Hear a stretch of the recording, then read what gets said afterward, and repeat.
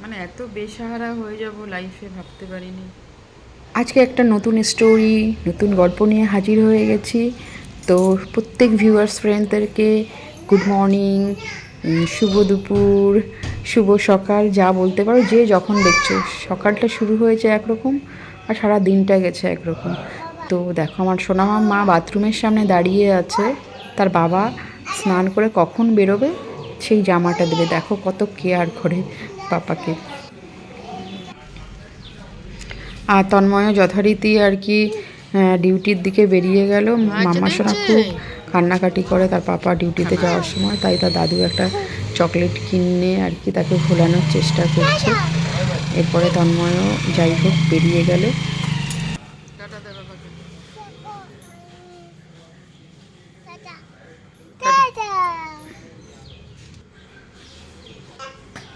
সোনা মাম্মা এইভাবে করে প্রত্যেকটা টাইমে খুব দুষ্টুমি করে, তাকে খুব চোখে চোখে রাখতে হয়। আর এই যে সবজিওয়ালা দাদার থেকে কিছু সবজি নিয়ে নিলাম। আর দেখেছো আজকাল এই যে আমার টেবিল ঘর বাড়ি কেমন থাকে, প্রত্যেকটা জিনিস এলোমেলো হয়ে যায়। যতই গুছিয়ে রাখি না কেন মাম্মা সোনা সব বের করে আর কি ছুঁড়ে ছুঁড়ে ফেলে দেয়। আর উঠেছি সকালবেলা বেশ ভালো, এত শরীরটা কিন্তু খারাপ তার সকাল কিছুক্ষণ থেকে, পরে বলো এত মাথা কয়েকদিন ব্যথা ধরেই করছে শরীরটা বলার খুব মতো খারাপ। না।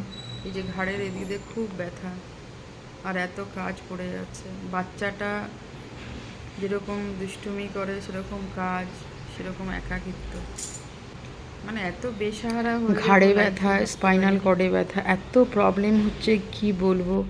আর একা হয়ে গেছি তো এখন একটু খুব অসুবিধা হয়। তার কি রক্ষা আছে? কোনো রক্ষা নেই।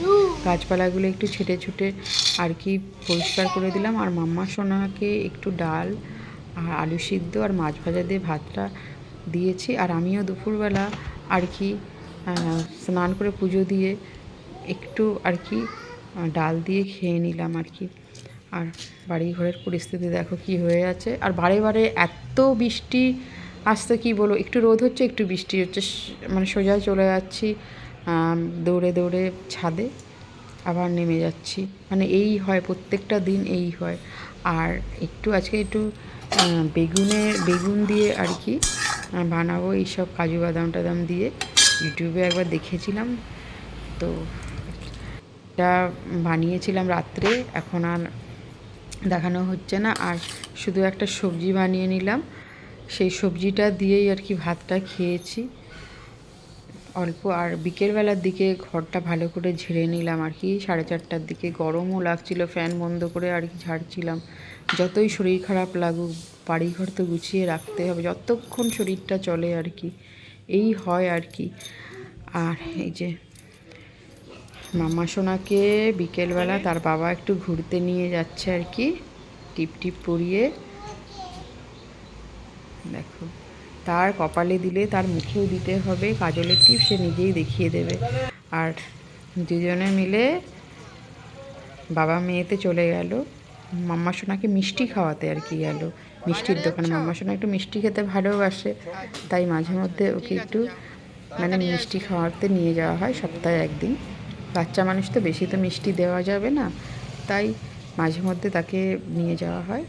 বিকেলের দিকে বেরিয়েছিল।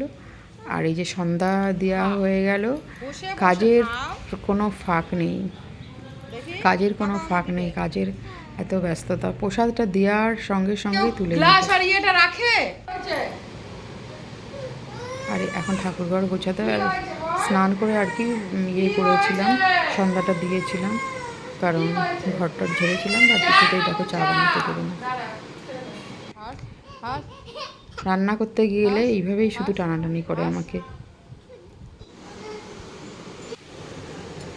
আর তার বাবাকে একটা সিঙ্গাড়া আর মিষ্টি যখন দিয়েছে, সেও আরও চাইছে তাকে আরও দিতে হবে। আর রাতে বানিয়ে নেওয়া হয়েছিল লুচি আর মিষ্টি ছিল সঙ্গে, আর ছিল আলুর একদম কষা কষা তরকারি। এই